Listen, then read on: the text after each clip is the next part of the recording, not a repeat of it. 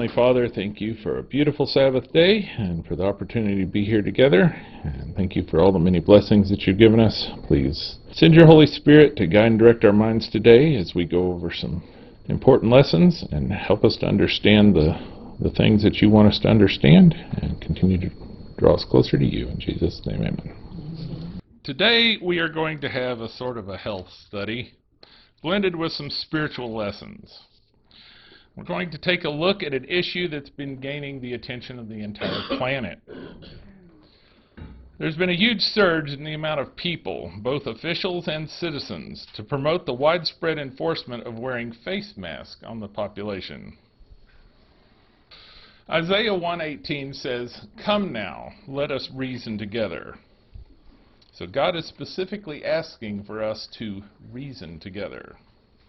First of all, we're going to look at some science behind this issue, and then we're going to look at the spiritual implications. With the whole world listening to the propaganda being promoted over social media, the world's population is being maneuvered and manipulated out of fear instead of out of common sense.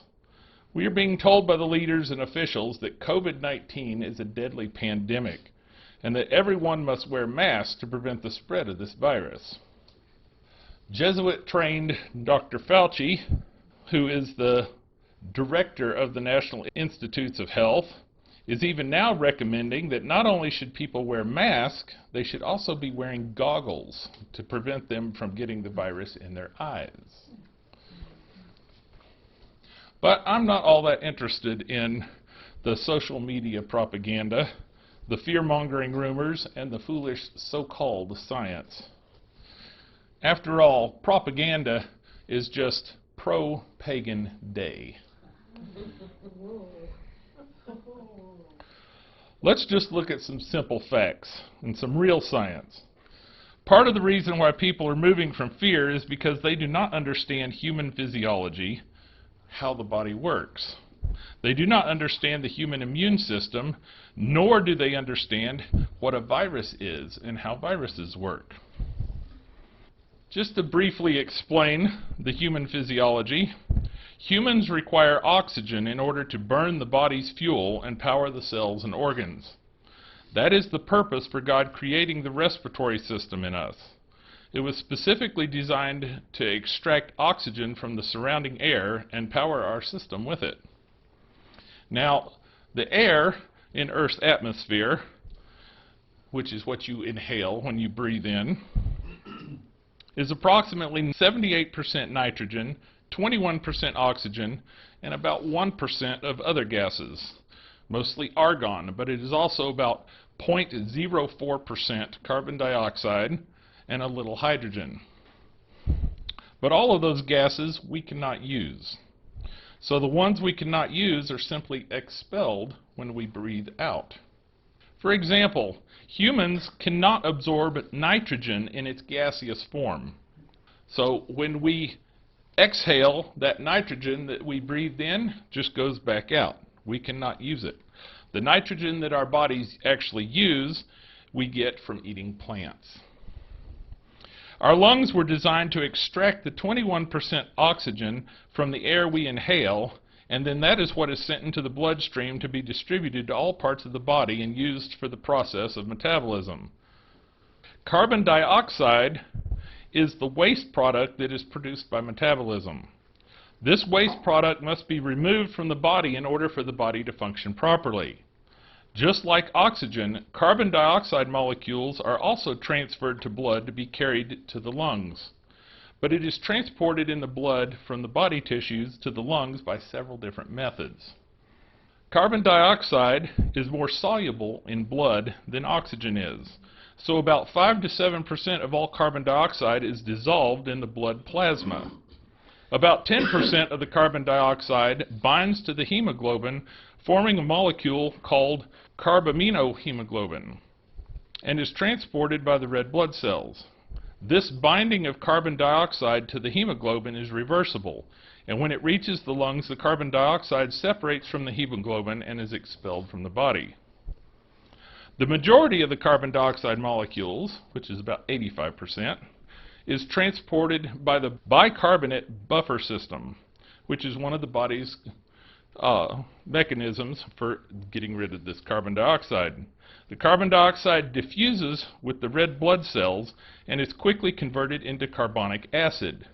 The unstable carbonic acid, which is an intermediate molecule, immediately turns into bicarbonate ions and hydrogen ions.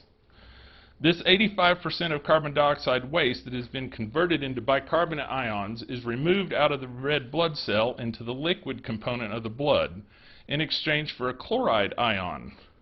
This is called the chloride shift. When the blood reaches the lungs, the bicarbonate ion is transported back into the red blood cell in exchange for the chloride ion. The hydrogen ion reconnects to the bicarbonate ion to produce carbonic acid, which is then immediately converted back into carbon dioxide and expelled through the lungs during exhalation. This rapid reaction of changing the carbonic acid into bicarbonate and hydrogen allows for the continued uptake of carbon dioxide into the blood while limiting the shift in the blood pH. This regulation of the blood pH is important because it takes only a small change in the overall pH of the body for severe injury or death to result. The pH of the human body is to be between 7.35 to 7.45, with an average of 7.4. This level of pH is what is ideal for most biological processes, including the oxygenation of the blood. Dropping below this level makes the body too acidic. Rising above this level makes the body too alkaline. Now, all of this is important because the carbon dioxide, though carbon dioxide is not toxic in and of itself, it is odorless, so you can't smell it. It's colorless, so you can't see it. And it's heavier than oxygen. Its elevated presence in the blood begins to alter the pH. When hemoglobin is saturated with oxygen, it has a lower affinity for CO2, carbon dioxide, and hydrogen ions, and it is able to expel them from the body easier. If our lungs were not designed to remove carbon dioxide from our blood and expel it from the body, the CO2 would fill up all the carrying capacity of our blood, depriving the hemoglobin of oxygen and altering the blood pH, making it more acidic. The hemoglobin would hold on to the CO2 and we would not be able to get oxygen to the rest of the body. This is one reason why they make carbon dioxide warning devices, detectors that sound an alarm if there is too much CO2 in the room. Because if there is carbon dioxide in the room, since it's heavier than oxygen, it cannot be detected by odor, it cannot be seen, so it can actually fill the room up, forcing all the oxygen out of the room, and the people can die from suffocation. So that's just a little info on the process of respiration. Now, the general population is being told that this COVID-19 is a novel virus, a new virus. It is portrayed by the media as some almost supernatural evil, that if you get it, you will die from it. So everyone is being told that they have to take all these measures to kill the virus. But viruses, including COVID-19, do not have their own cells, they do not breathe, they are not alive. So it is not possible to kill COVID-19. Viruses are sort of like a robot or a computer. They can lie dormant or they can become active. But they can only do what they are programmed to do. They can be rendered inactive or destroyed, much like you can take a hammer and smash the computer. But since they are not a living organism, they cannot be killed in the fullest sense of the term. Is the coronavirus new? We have known about coronavirus for decades, but we call the disease that it causes the common cold. Of course, the powers that be recognized that they would not be able to cause much of a panic if they trumpeted the claim that we were having a pandemic of the common cold. That just didn't have that ring to it. So they chose to use its more scientific term, which the common people were not aware of. It's important to understand there is a difference between a virus and the disease that it causes. But most people just refer to both the disease and the virus by the same terms. There are 7 coronaviruses that humans can get. And I'm not going to read all these letters there, but you can see them, letters and numbers there. These first 4, and also a separate family of viruses called rhinoviruses, are the ones that produce the symptoms that we know of as the common cold. The 3 other coronaviruses that can cause pneumonia-like symptoms and respiratory diseases are MERS, SARS, and CoV-2, which is what everybody knows as COVID-19.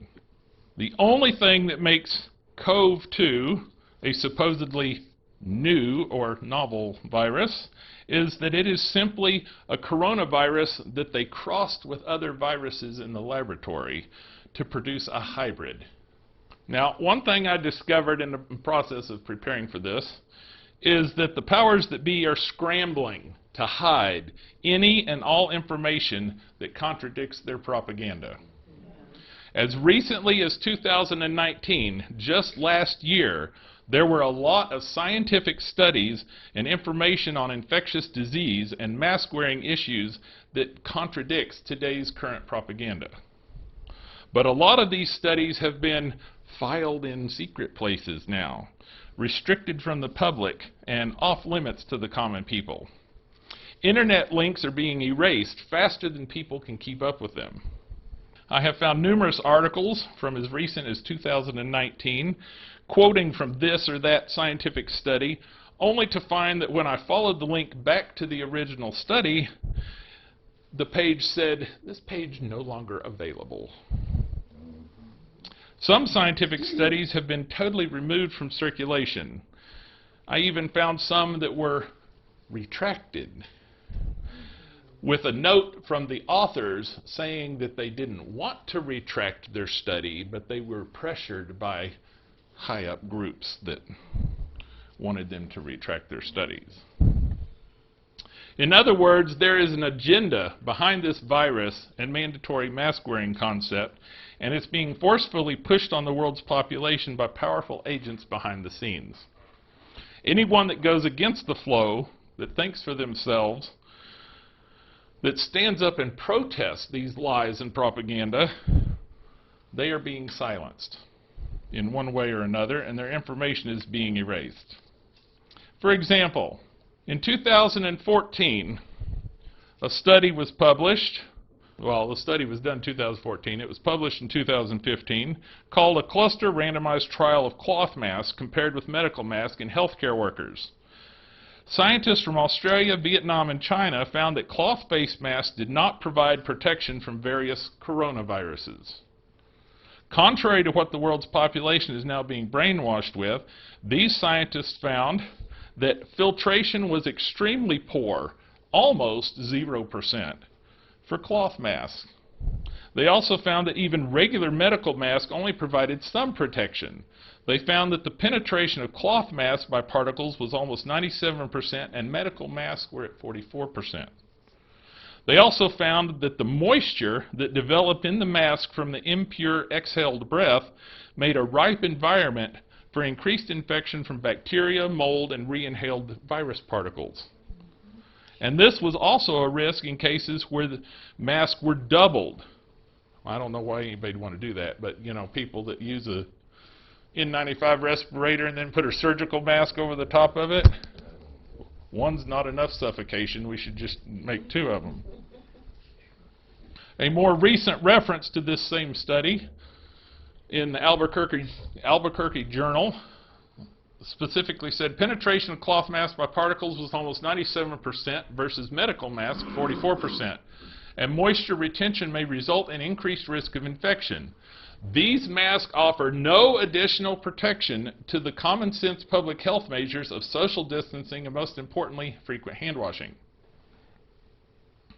As a result, the scientists and researchers behind this study specifically recommended that cloth masks and double masks should not be used. Now, it's interesting that this 2014 study took more than 6 months from the time that it was submitted to the time that it actually was accepted and published. Most scientific studies usually have to go through lots of scientific scrutiny, and it takes months in order to be approved and published. This is the way it should be. This adds checks and balances to the system, and it gives time for any mistakes or errors to be corrected. But yet today, this quality study is much more difficult to find on the internet. While the studies and the propaganda that are connected with this current coronavirus panic are very easy to find. And they have not been researched and scrutinized like these old studies have. For example, in April of this year, 2020, a study was put out called Aerosol Filtration Efficiency of Common Fabrics Used in Respiratory Cloth Masks. This was funded by the Department of Defense, and it took only 6 days from the time it was submitted to the time that it was published. This study totally 100% contradicts the 2014 study. It says that cloth masks are good and efficient at protecting from the coronavirus. So it should be obvious to any thinking mind that there is some agenda behind this scandal to convince the general public that everyone should be wearing a face mask. How else could supposed scientific studies get fast-tracked through the verification process, cutting the scrutiny down from over 6 months to only 6 days? That should be a red flag to everybody. Some of the new studies that have come out in the last few months have even revealed that the authors were in one way or another biased toward promoting the COVID propaganda. Others showed funding by organizations that constitute a conflict of interest. There's lots of things that make these current studies suspect. But now back to the 2014 study. Its results are confirmed by looking at a separate 2014 study that was titled Comparison of Filtration Efficiency and Pressure Drop in Anti-Yellow Sand Mask, Quarantine Mask, Medical Mask, General Mask, and Handkerchiefs. In this Korean study, scientists tested 44 different brands and types of masks, including the N95 mask, quarantine mask, surgical mask, as well as all the other general masks and even handkerchiefs, for their ability to filter out aerosol particles. They found that general masks and handkerchiefs have a little bit no protection function in terms of aerosol filtration efficiency. They also found that even though the medical masks, like surgical masks, block some of the particles, they were only around 35 to 50% better. In other words, homemade cloth masks, like handkerchiefs and bandanas, and general use masks, like what you buy from Home Depot or Walmart or somewhere else when you're sanding sheetrock, they offer no protection at all against the coronavirus. And though higher quality masks, such as surgical masks, are better, 35 to 50% of useless is not all that good. Of all the masks that they tested, the N95 respirators were some of the ones that worked the best for filtering out particles. Of course, this means that they also are more efficient at restricting oxygen to your system, which is one reason why they have been the ones behind several deaths that have occurred where people were wearing masks and they just dropped over dead. Here's a story of 2 boys who dropped dead from wearing N95 masks in China. Now, according to the CDC, They say an N95 respirator filters out at least 95% of very small 0.3 micron particles. They specifically state that N95 respirators are capable of filtering out all types of particles, including bacteria and viruses. Problem with this is that as far as the virus is concerned, currently the majority of people are not wearing N95 respirators. They are using the useless cloth mask or bandanas or something else that doesn't do any good. Also, the N95 mask is only 95% effective. It's not 100% effective. And that is with particles that are 0.3 microns in size. So 0.3 microns, or obviously larger.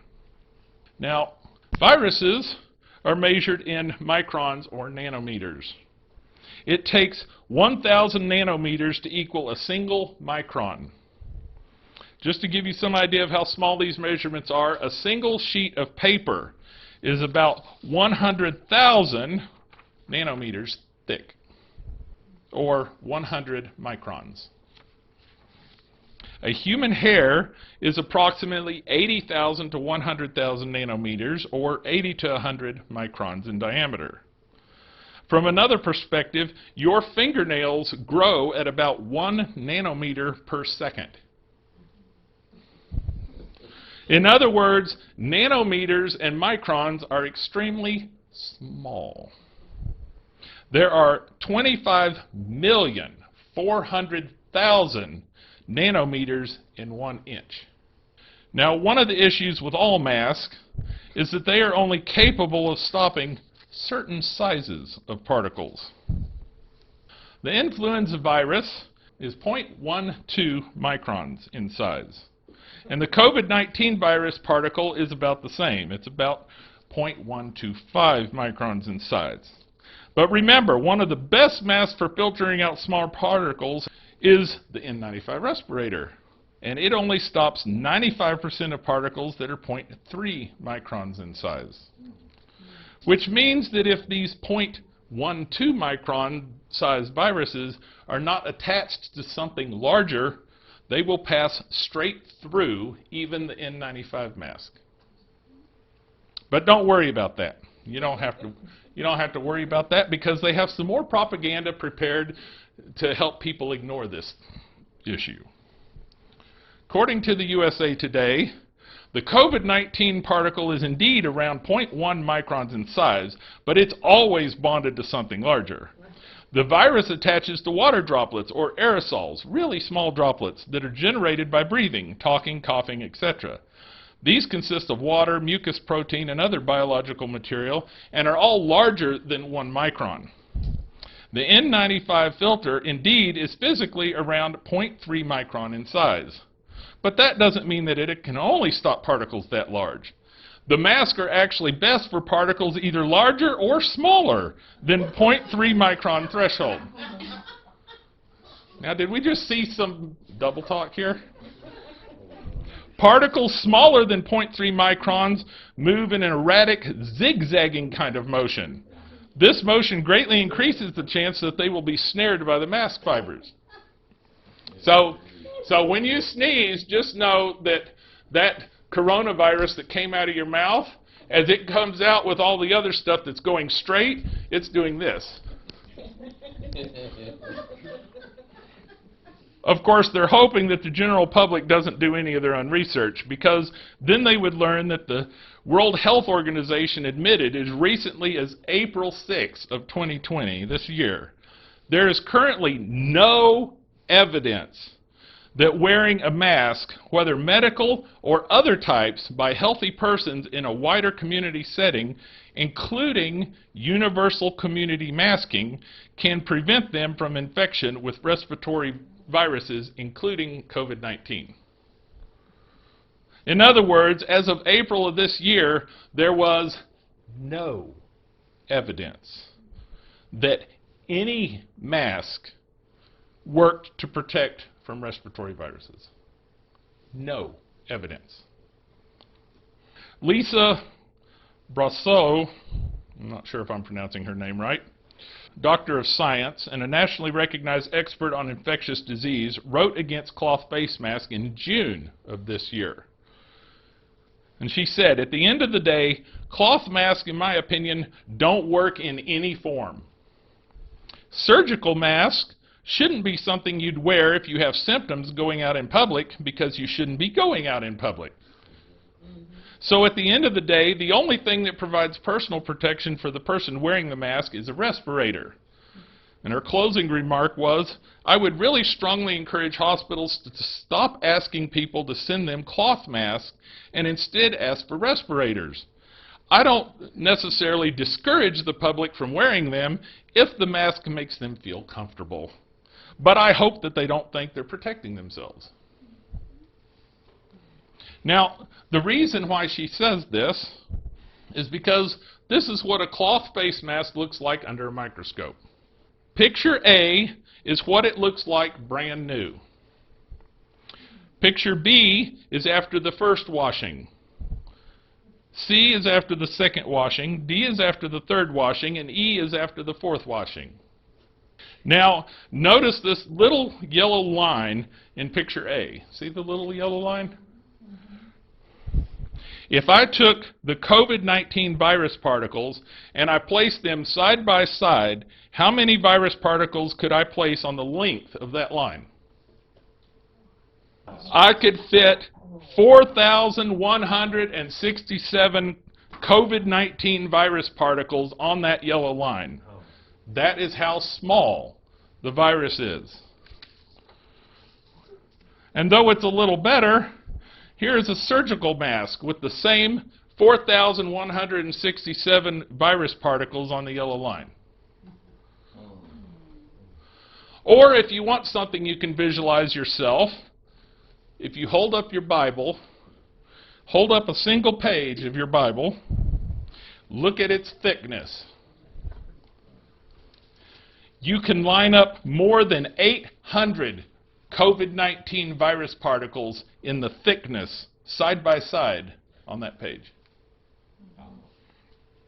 It's no wonder that Dennis Rancourt of the Ontario Civil Liberties Association published a paper titled Masks Don't Work, a review of science relevant to COVID-19 social policy. After listing many scientific studies and their findings on this topic, he states, all of this is to say that if anything gets through, and it always does, irrespective of the mask, then you are going to be infected. Masks cannot possibly work. It is not surprising, therefore, that no bias-free study has ever found a benefit from wearing a mask or a respirator in this application. Therefore, the studies that show partial stopping power of masks, or that show that masks can capture many large droplets produced by a sneezing or coughing mask wearer, in light of the above described features of the problem, are irrelevant. He later states, furthermore, individuals should know that there is no known benefit arising from wearing a mask in a viral respiratory illness epidemic, and that scientific studies have shown that any benefit must be residually small compared to other and determinative factors, such as, like washing your hands. A study on the efficacy of homemade masks published in 2013 by the Society of Disaster Medicine and Public Health concluded these masks would provide the wearers little protection from microorganisms from other persons who are infected with respiratory diseases. As a result, we would not recommend the use of homemade face masks as a method of reducing transmission of infection from aerosols. In 2019, the World Health Organization, following their 10 scientific studies on the topic, admitted there is no evidence that face masks are effective in reducing transmission of laboratory-confirmed influenza. There is a moderate overall quality of evidence that face masks do not have a substantial effect on transmission of influenza. And they also say reusable cloth face masks are not recommended. In fact, The majority of the medical literature for more than 40 or 50 years has consistently made it clear that masks are basically useless in preventing the spread of viral diseases. And actually, they are unsanitary objects that help to spread bacteria and viral infections. Science knew in 1975 the wearing of a surgical face mask had no effect upon the overall operating room environment contamination. Dr. Neil Orr published a study in the 1981 Annals of the Royal College of Surgeons of England, the results of which showed that it would appear that minimum contamination can best be achieved by not wearing a mask at all. There is no direct evidence that wearing a mask reduces wound infection. This trial was designed only to see whether wound infection increased, as had been predicted, when masks were not worn. It did not. The conclusion is that the wearing of a mask has very little relevance to the well-being of patients undergoing routine general surgery, and it is a standard procedure that could be abandoned.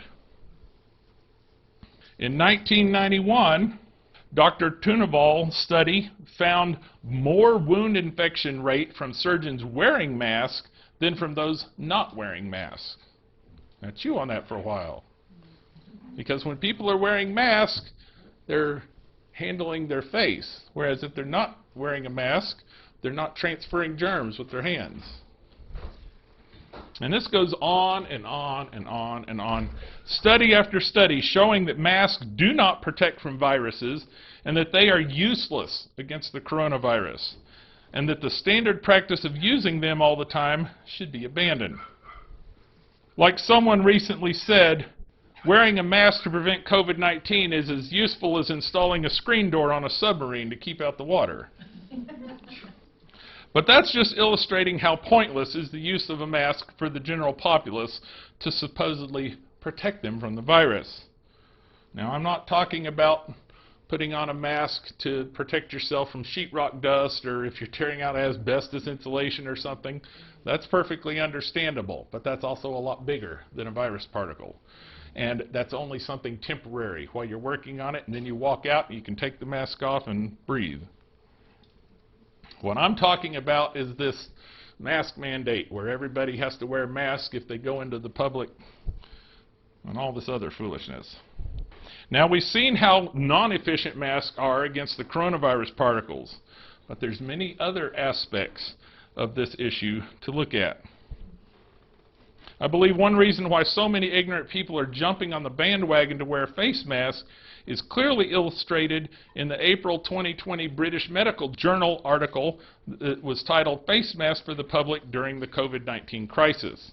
And they state, "The precautionary principle is, according to Wikipedia, a strategy for approaching issues of potential harm when extensive scientific knowledge on the matter is lacking. In face of the pandemic, the search for a perfect evidence may be the enemy of good policy. It is time to act without waiting for randomized controlled trial evidence." In other words, we don't know if masks work or not, but they might work, so it's better to force everyone to wear them now than to wait for science to prove otherwise. This is sort of the shoot first and ask questions later philosophy. The problem with this line of reasoning, if you shoot first and ask questions later, you have already killed the target. What if that spooky shadow you shot was just your spouse coming home from work, or your child coming home from school? Then you will get to reap the consequences: guilt, murder charges, and prison sentence for your foolish shoot first and ask questions later. There's good reason why we're told honesty and policy will not work together in the same mind. In time, either policy will be expelled and truth and honesty reign supreme, or if policy is cherished, honesty will be forgotten. They are never in agreement. They have nothing in common. One is the prophet of Baal, the other is the true prophet of God. So it's utter foolishness to make a decision based on policy rather than on truth. God created our brains and He expects us to use them. Remember, he wants us to reason together. If we rashly make judgment calls based on what appears to be right from man's perspective, without reasoning cause to effect, we will have to reap the consequences of our foolish actions. Proverbs says, "There is a way that seemeth right unto a man, but the end thereof are the ways of death." If we attempt to avoid the effect without understanding and correcting the cause, then we are actually in violation of the law of God. We're told to take one's life instantly is no greater sin in the sight of heaven than to destroy it gradually but surely. Persons who bring upon themselves sure decay by wrongdoing will suffer the penalty here, and without thorough repentance will not be admitted into heaven hereafter any sooner than the one who destroys life instantly. The will of God establishes the connection between cause and its effects. Fearful consequences are attached to the least violation of God's law. In other words, God's people will be those who reason from cause to effect, because it's against the will of God for people to not reason from cause to effect. Now, one of the other issues with wearing a mask is the health effects that come from it. It is well known in the medical community that the most common way CO2 can be dangerous is breathing in a sealed environment, such as a closed container or a sealed room or a face covering, such as a mask. We already talked about how the body gets rid of waste material of the CO2 by expelling it through the lungs. Your exhaled breath contains approximately 3% CO2. As we breathe in a sealed environment, the oxygen is slowly replaced with the CO2. So the oxygen level falls while the CO2 level rises. The Occupational Safety and Health Administration, OSHA, has determined that the optimal breathing range is to be between 20 and 22% oxygen, which, as we already pointed out, is the equivalent of breathing fresh air, because it has 21% oxygen in it. Serious side effects will occur if the oxygen levels are outside of this safe zone. OSHA considers oxygen levels below 19.5 to be oxygen deficient. At levels of 17% or below, your mental abilities become impaired.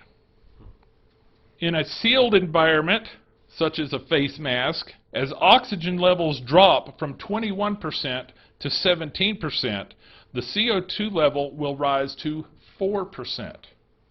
This level of CO2 can result in symptoms like dizziness, asphyxiation, confusion, fatigue, vertigo, headaches, tinnitus, and even seizures.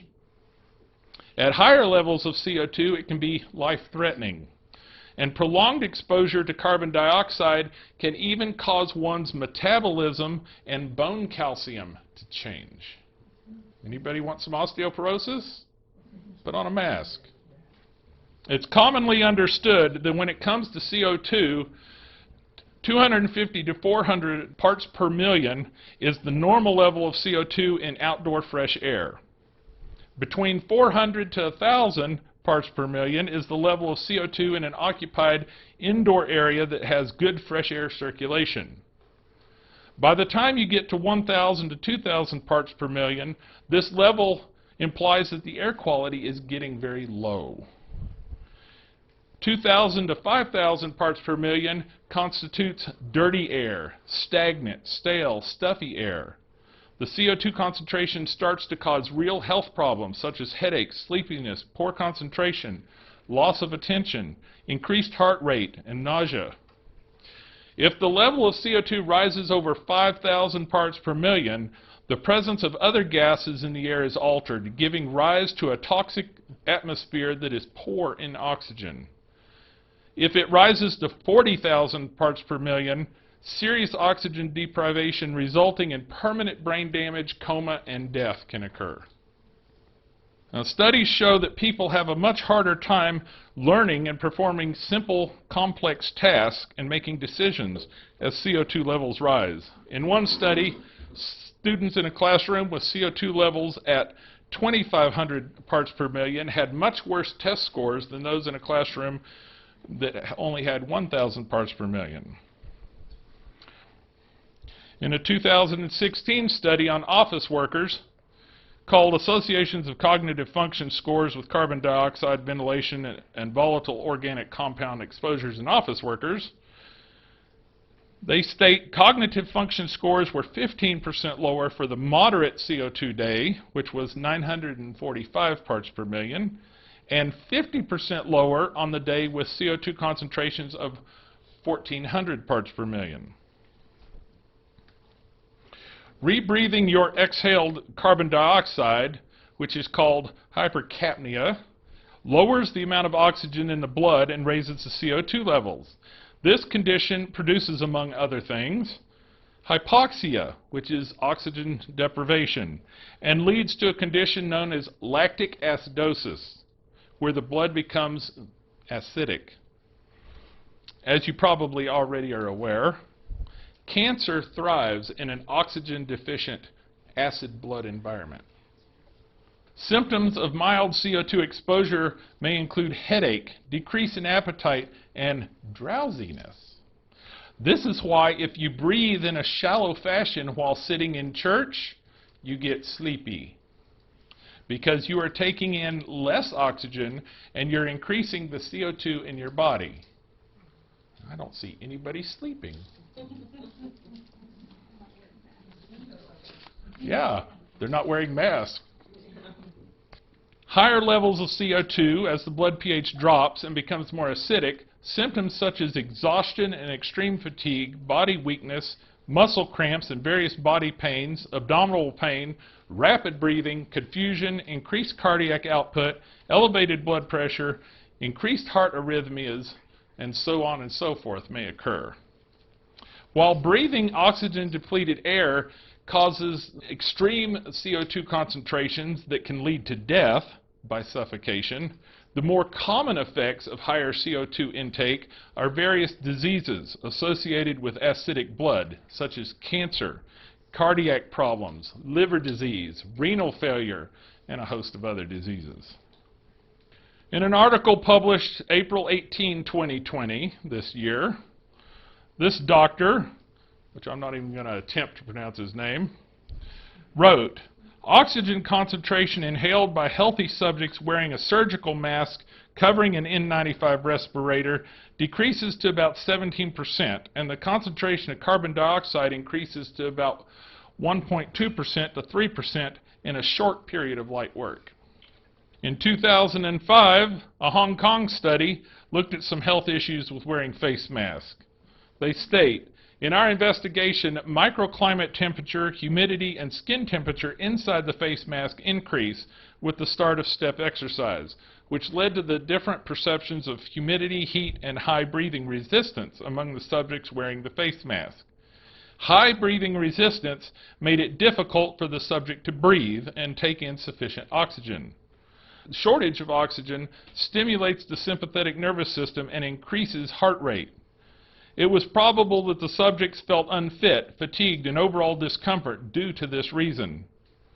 White found that the increases in heart rate, skin temperature, and subjective ratings may pose substantial additional stress to the wearer and may reduce work tolerance.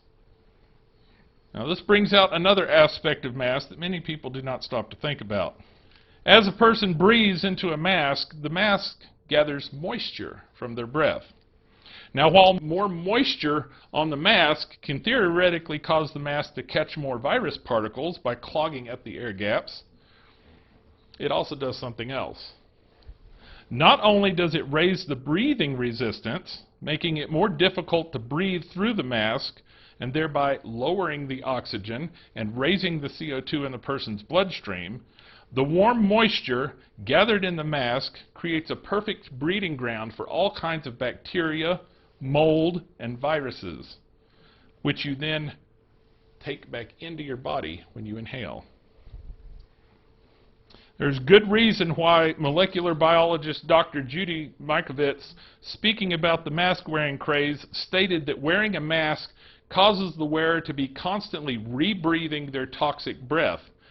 And the moisture from the condensating breath on the inside of the mask, combined with the raised CO2, actually activates the dormant viruses that are already in the person's system, thereby causing them to develop even more illness. Now, our people were warned over 100 years ago that influenza was connected with breathing impure air in poorly ventilated environments. Sister White says, the ventilation in the San Francisco church is not good, and after my return home, I suffered from the effects of breathing the impure air. The influenza was upon me. So how did she get the flu? She got it from breathing impure air in a place that wasn't ventilated properly. That might be a face mask. The World Health Organization warned that those wearing N95 masks can experience, among other things, facial dermatitis, respiratory-induced acne, respiratory fatigue, impaired work capacity, increased oxygen debt, early exhaustion at lighter workloads, and elevated loads of CO2, as well as increased nasal resistance. And in their advice on the use of masks in the context of COVID-19, the World Health Organization specifically stated, there are currently no studies that have evaluated the effectiveness and potential adverse effects of universal or targeted continuous mask use by health workers in preventing transmission of CoV-2, COVID-19. And they state, results from clustered randomized controlled trials on the use of masks among young adults living in university residences in the United States of America indicate that face masks may reduce the rate of influenza-like illness, but showed no impact on the risk of laboratory-confirmed influenza. Did you catch that? Are they talking out of both sides of their mouth? At present, there is no direct evidence from studies on COVID-19 and in healthy people in the community on the effectiveness of universal masking of healthy people in the community to prevent infection with respiratory viruses, including COVID-19. So while the news and the social media propaganda is claiming so many wonderful benefits from wearing face masks, the official science not only does not back up those lies, it totally contradicts them with real science and common sense. And that's just a few of the hundreds of studies that I could have showed you today showing the detrimental effects of face masks. The facts of the matter show that continual wearing of face masks by the populace causes real and dangerous health problems to develop. In fact, the states have never mandated face masks. The states in the United States that have never mandated face masks have lower COVID-19 mortality rates than the ones that did mandate face masks.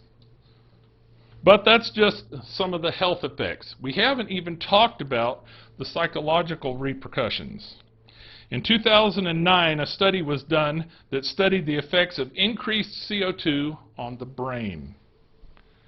They found that there was an increasing reaction on the amygdala, which is the part of the brain that controls the emotions. Now, I'm not going to read all this because this is just going to blow you all away. It's a bunch of scientific stuff. I just highlighted a couple parts here. We found that inhaled CO2 reduced brain pH and evoked fear behavior in mice. They also give a molecular explanation for how raising CO2 concentrations elicit intense fear and provide a foundation for dissecting the basis of anxiety and panic disorders. In other words, wearing a mask raises the CO2 level in your bloodstream, which causes your blood to become acidic and reduces the pH of your blood in your brain. The amygdala in the brain senses this acidic pH of the blood and brain and puts out the chemicals that create the fear response. In other words, although many people do not realize what is happening, Wearing face masks not only alienates people from each other, destroys their dignity, and causes health problems and disease, but it also physically makes people more anxious and afraid. Have we seen any of that today? Yes. Just look at the general populace wearing the face mask and how terrified of this mysterious virus they are. They're so afraid they begin to see others, especially those not wearing masks, as a sort of enemy. Listen to their comments, and it's very easy to hear the fear in their voice. I personally know someone who works in the medical profession who even has panic attacks from wearing the face mask. Now, do realize that what I've been sharing with you today is all known and published science. In other words, those powers that be that are pushing the mandate cannot claim ignorance. They well understand what the health and mental effects of the mask mandate are. Could it be possible that they are pushing on an unsuspecting population a form of trauma-based mind and behavior control through forced fear?